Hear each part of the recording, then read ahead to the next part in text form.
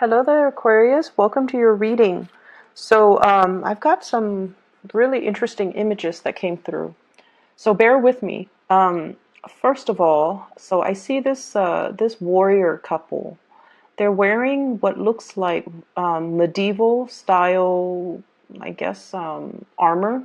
So one is a woman, the other one is a man. So I don't know if they're romantically involved, but they're kind of standing next to each other. The man, he has like a broadsword, one of those big swords that you have to hold with two hands, and the woman, she's got a smaller sword, and the other hand has like a shield, and they're surrounded by people that wants to, I guess, kill them. And then, there are two of them. Their backs are to each other. They're like trying to protect each other, but also fight off the people that have encircled them. So I see like 8 or 9 people circling around them. And so it flashes to this tunnel of light. So I guess like they must have perished. And then I see the same two people, the man and the woman, but the woman is wearing in modern day clothes. She's wearing what looks like a business suit, and she looks like she could be a secretary or a paralegal. There's a lot of documents and files on her desk.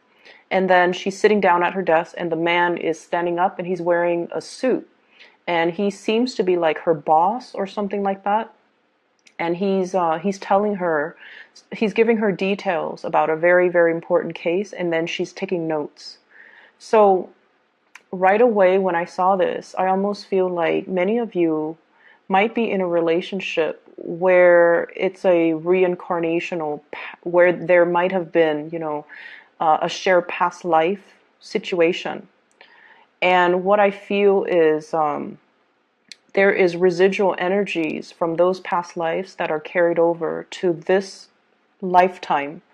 And the first thing that I felt was this very intense, life or death type of a situation, where if you were in that past life where you were, fighting with each other against your enemies or whatever, there's an element here about, having a tremendous amount of trust that the other person has your back, having a tremendous amount of trust that the other person is not going to, stab you in the back and leave you for dead and save their own skin. So I feel like some of you are in that type of a relationship where there is an immense, immense, immense amount of trust that you have with one another. And going to the other image where it's almost like a boss subordinate type of a relationship, there might be a little bit of a power dynamics or power struggles in the relationship, where one person feels like they make the executive decisions and then the other person has to obey, or one person feels like they're in more of a subordinate role and they have to cater to the other person. So that's what I'm feeling here, and I feel like those energies are carried over into your present relationship. Okay, so for those who are in a relationship and that resonates with you, what I feel is, on the one hand, when we are reunited with a soul, especially somebody that we shared a past life, love relationship with, it can feel very magical. It can feel like, you talk to this person for 5 minutes and you feel like you've known them a lifetime.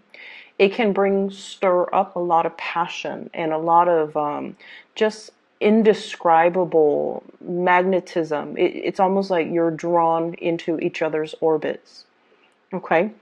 There might have been a lot of synchronicities, a lot of, I feel like chance encounter where you kind of run into each other, unexpectedly. There's a lot of that. And I feel like it is stemming from some type of a past life connection. I'm also seeing as well you both really inspire each other, because this past life energy is all about growth and expansion, and it's almost like there's so much trust involved in the relationship, where no matter what, you want the other person to do well, you want the other person to be happy, you want the other person to thrive, and you want the other person to survive. Okay, to do well, to excel professionally. You're not threatened by the other person outgrowing you, and vice versa. They're not threatened about you outgrowing them. Two people just really want what's best for one another. And whenever I see this sense of responsibility too, and it's coming up in this card. We have here the Two of Swords. Agreeing to disagree. Okay, this is like kind of like that stalemate. It's almost like that truce. Okay, we're not going to, aggravate each other. We're not going to continue to, argue over this. We can agree to disagree. So I feel that there's a sense of, that yin yang energy, that male female, I guess like opposite, where the two of you are very, very different from each other, but together you know how to harmonize the energies, you know how to make things work. And despite your differences, there is a great degree of trust here. The reason I brought that up is because those images came out really strongly. And I feel for some of you, even if it's not a love, work, relationship partner, I feel like you're having some type of a chance encounter with somebody that you've known before in a previous lifetime, where you really needed to depend on each other in order to survive. And no matter what, there was so much trust and faith and like that sense of personal responsibility to one another. So it's like a very beautiful type of an energy. But at the same time, past life energies can keep us very stuck, okay? Ways of doing, patterns of behaving, all of those things can be a little bit restrictive. That's what I'm sensing. So breaking away from that, and a lot of people do past life regression so that they know what challenges they face in their past life and how that has really affected them in this lifetime, or how that has created very it's almost like unexplained phobias or unexplained fears or cycles of behaving, so that they can break those cycles. So I feel like this past life snippet that I'm seeing is hopefully allowing some of you to kind of leave it in the past and try to move forward, okay? And what's coming out very strongly for me is it's almost like, if you are in that lifetime where you're fighting off like 8 other people, you're not in that survival mode, fight or flight mode anymore. And so you have to kind of be strategic about using the resources that are around you in order to make the situation a little bit more harmonious. Okay? So that's what I'm getting. What's coming in for you, especially for, this month? I have here the Princess of Wands, and this is in the traditional Rider-Waite deck. This is more like the Page of Wands. New passion, new energies, new drive and ambition, wanting to soar for the sun, wanting to show yourself as somebody who's capable and competent and, able to get work done. So I see you coming into this month very enthusiastic to get a lot of work done, to kind of show yourself, show your skills, and to, feel it's almost like embracing things, embracing new opportunities, not shying away from a challenge, wanting to take on even more responsibility so that you can learn, so that you can grow, so that you can expand. So I feel like you're coming in very, very confident. For many of you, you're looking for work opportunities, mainly because you feel like your skills might not be properly utilized in one environment. So you're seeking more work, you're seeking more responsibilities, or even more duties to kind of showcase your talents.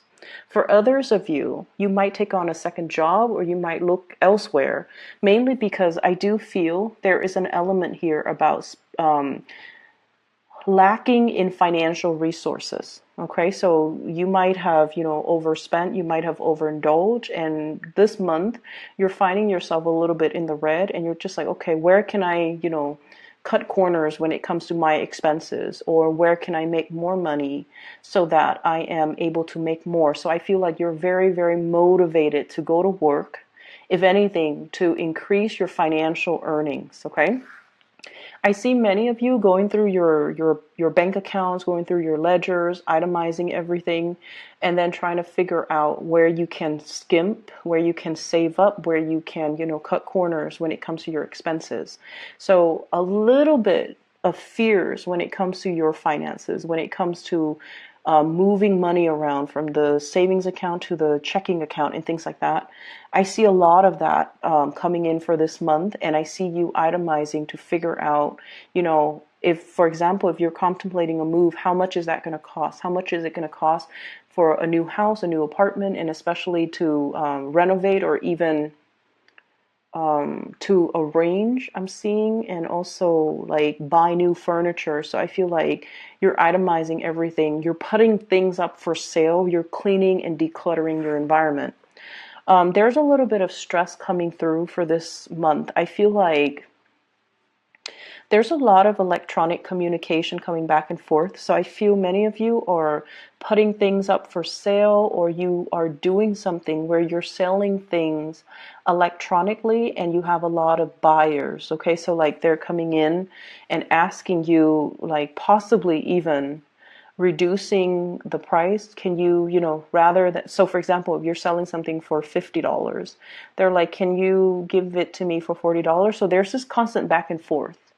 And I feel like you can, kind of put your foot down just to save yourself, the emotional anguish. Just put your foot down and say, oh, I'm sorry, whatever price I listed, that's the final price. I'm very sorry about that. So that's what I see. I feel like people are bargaining with you, but they're not doing it face to face. They're doing it through emails.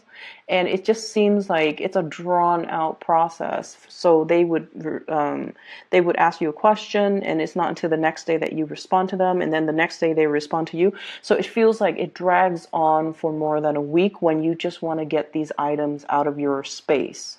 That's what I'm feeling here. So I see a lot of cleaning up, decluttering, which is good. I feel like it's going to put much needed, resources back in your pocket. So traveling light, decluttering your environment, cleaning things up, I feel like it's going to be very fruitful. Okay. What I also have as well, this is the Nine of Cups. Okay. This is a card about emotional fulfillment, getting your wishes met. And when I saw this cup, you know how or like at a wedding, they arrange all the champagne glasses almost in a pyramid, and then they pour the champagne from the top cup, and then it trickles down to all the other ones. That's what I'm feeling. And Aquarius, one of the habits that you have is in order for you to feel completely happy, you feel like everything has to be perfect. Everything, like it's almost like I can only be happy if all of my ducks are in a row. I can only be happy if all the areas of my life are perfectly balanced, okay? So work has to be perfect. I have to love my job. My relationship has to be perfect. On top of the work being perfect, I have to be with my soulmate. And then on top of work and my love life being perfect, I have to have groups of friends or, group associations that are really emotionally fulfilling. And then on top of that, family situation has to be perfect. So everything in your life you feel like has to be at its best in order for you to say, I'm happy. And I feel like there's a little bit of a fallacy when we look at things in that way. It makes us too perfectionistic. It's almost like putting a lot of unnecessary pressure on yourself to make sure that everything in your life is stable and perfect and just, everything is in its place, rather than really enjoying the imperfections, and rather than just enjoying the moments of happiness as they come in. So I see almost this obsessive need from your end, not only to control things. Four of Pentacles is the Miser card, but also you're trying so hard to exact perfection in all areas of your life, and you're not giving yourself a break. You're trying so hard to be everything to everybody, and you're not giving yourself the time to just be you. You're measuring, I guess, like your ideals of happiness as being, this total state of completion where everything is neat and orderly and perfect. And you're putting a lot of unnecessary pressure on yourself. I feel like many of you have become aware of this, and you're shifting to a place where you are more welcoming when it comes to, the organized chaos. Like you're welcoming it, and you're okay with that. And so what I feel in terms of this spread overall, when it comes to your advice, is this is a square, right? It is very, very stable. But at the same time, it's a little bit rigid. It's a little bit uninspiring. So they're trying to shift you away from this and to allow this change to happen in your life. A change that is a little bit more open-ended.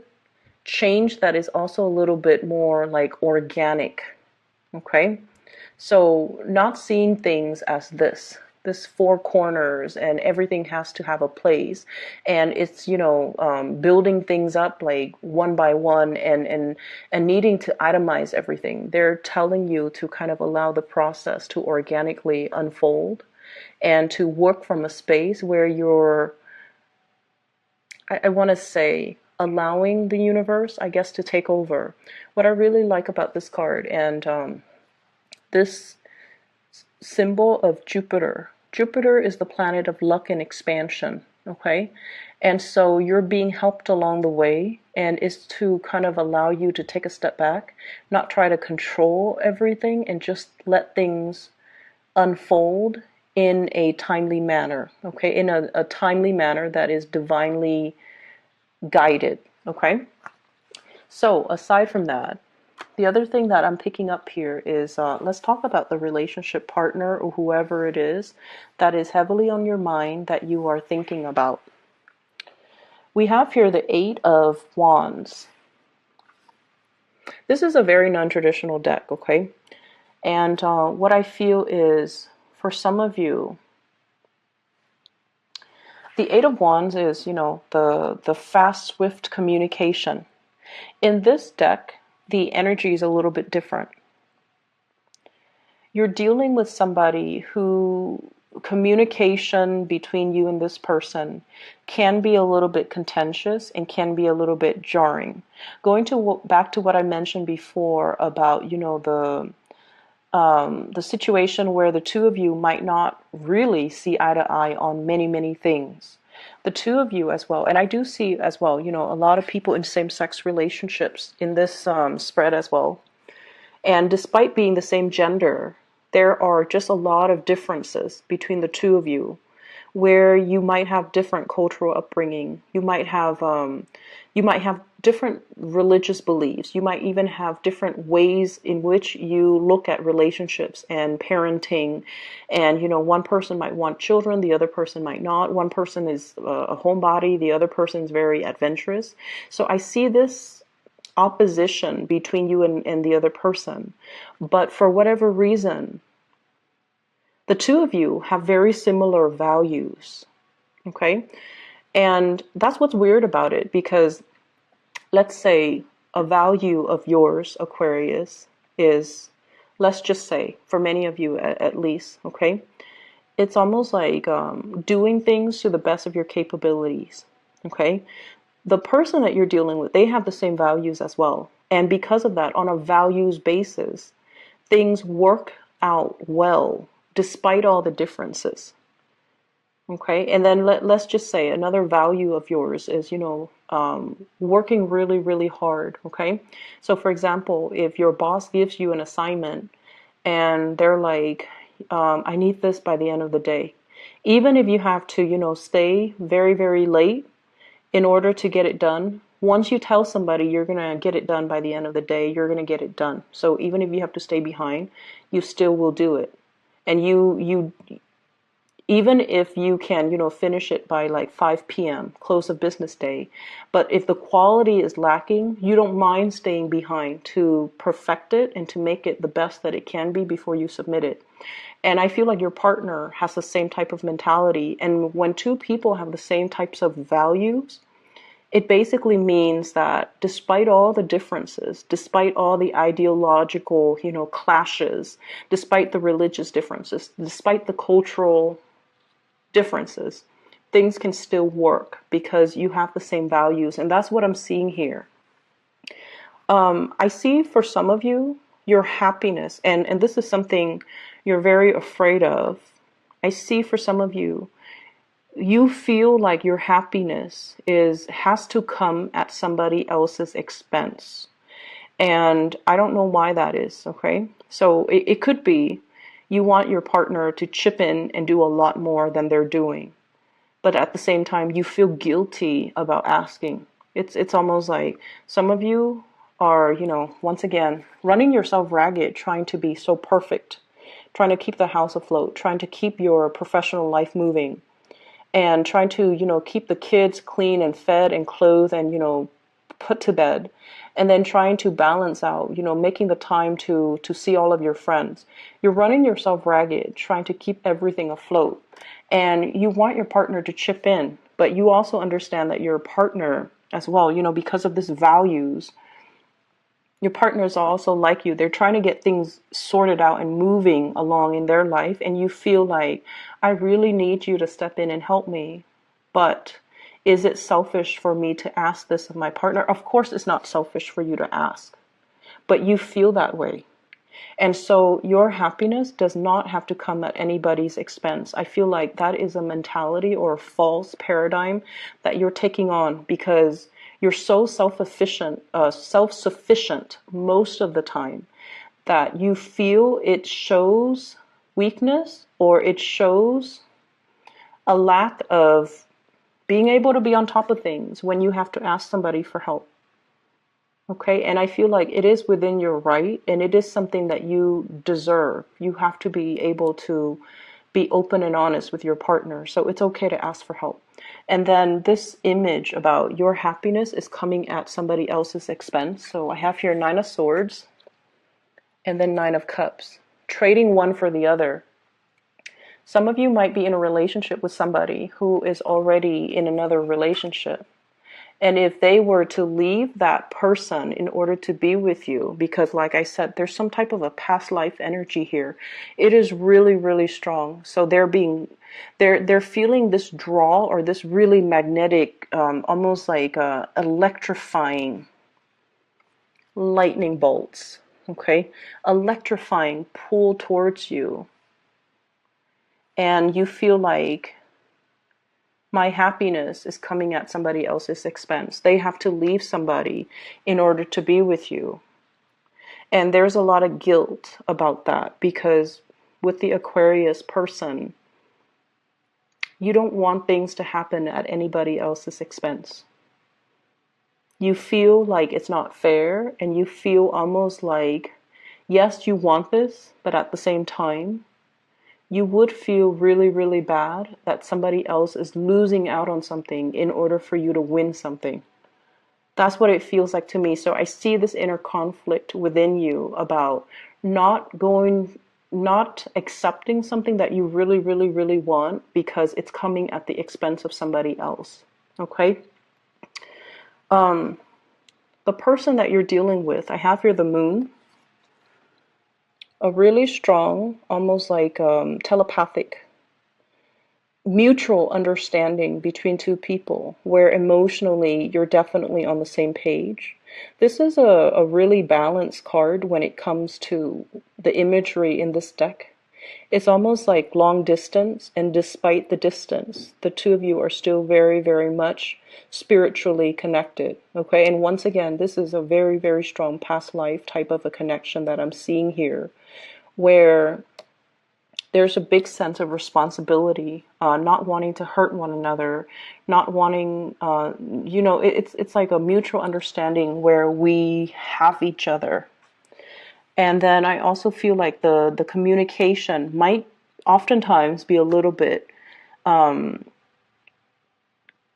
kinetic. It seems very ADD to me. It's like you can talk about every topic under the sun. And then within like a 5 minute conversation, things start here and they veer off to a very, very different direction. So it's like you can talk about family, you can talk about work, you can talk about, your car, you can talk about your pets, and then you can like veer off on really, really tangential topics. So I feel like everything is being discussed, a lot of communication going back and forth between you and the partner or whoever it is that you're dealing with. I'm also seeing as well, you're giving a lot more communication than they're giving back. And I feel like they might feel a little bit overloaded. Okay, so that's what I'm sensing. It's almost like you're bombarding them with way too much communication, and they're still trying to figure out how to answer your first question, and you've already shot them like 3 other questions. So I feel like it would be better if you slow down when it comes to the communication, so that it allows the two of you to understand each other fully and to discuss one topic at a time, thoroughly and completely, before you move on to another topic. Does that make sense? So I feel like there's a lot of communication, but when it comes to substantial communication, I feel like you guys are just like scratching the surface and you're not talking about things thoroughly enough in order to resolve or in order to fully express or fully explore that topic before you completely move on. Okay? So slow down the communication a little bit, asking the other person more follow-up questions so that you understand where they're coming from, because I feel like they feel a little bit overwhelmed. They're like still trying to figure out the first part, and you're already, 3, 4, 5 steps ahead of them. And I feel like they feel a little bit overwhelmed. Okay? Your partner is going through some major transformative changes in their love life as well. And what I mean is, if in the past they've just been like going through the motions, doing what is expected of them, doing what is culturally expected of them, or what is, socially expected of them. So for example, if they are a male and they're in their 30s, they're just like, okay, by the time I'm in my 30s, I need to be established with a career so that I can get married, so that I can, have a kid when I'm 35, because by the time I'm 40, it's going to be too old. That's what I feel is going through your partner's head. This is somebody who's very stable, who's very reliable. And I feel like they're very strong as well. They seem like very well-rounded, and they feel like they're very family-oriented. I'm seeing this rainbow here, and it's almost like that completion. Okay, everything is like under the rainbow. So I feel like it's somebody who's very, very family-oriented. And so they've been going through the motions as to what's expected of them. And I feel like it's not until the past 2 years where they kind of stopped themselves and to look at, am I doing this because it's making me happy, or am I doing this because it's expected of me? So I feel like they're going through some major transformations when it comes to being able to clearly identify what brings them emotional happiness versus what brings them stability, or versus what they're doing that is, appeasing everybody, but that's not really making them happy. I also feel as well, they're starting to understand you a little bit more. So this could be, your significant other, your spouse, or even the person that you are interacting with. They're starting to understand you a lot more. They're starting to understand your way of thinking. They're starting to understand that when they're dealing with you, what they see is pretty much what they got. Because I feel with this moon, where they have been very confused about you in the past, because they kept reading between the lines. They didn't take you at face value. And so now it's like they stop reading between the lines. They just take everything that you say at face value. And I feel like they're starting to get it. They're starting to have like a much better understanding of you. And they're starting to feel as if, I don't have to fear this person. So if in the past, their guard has been up about you, if they've been blocking you or guarding, like, putting up their walls or just doing whatever it is that to kind of defend themselves against you for whatever reason. Maybe they're overwhelmed, or maybe they're afraid of the connection as well. Maybe they're afraid of the responsibilities in the relationship. They're putting their guard down. They're starting to understand you. They're starting to think like you, and they're starting to also I feel like, you're bringing in awareness, or you're bringing a lot of ideas or ways of doing that they are welcoming. So I see them kind of absorbing your energy a little bit, which I feel is really good, because once they start doing that, Aquarius people are really hard to understand, but I feel like you have a partner or somebody here that is starting to really understand you, and they're kind of absorbing your energy, and that will allow them to understand you a lot more. Okay? So that's what I'm feeling here. There's going to be a lot of communication. There are a lot of changes that are happening in their lives. And then I also feel like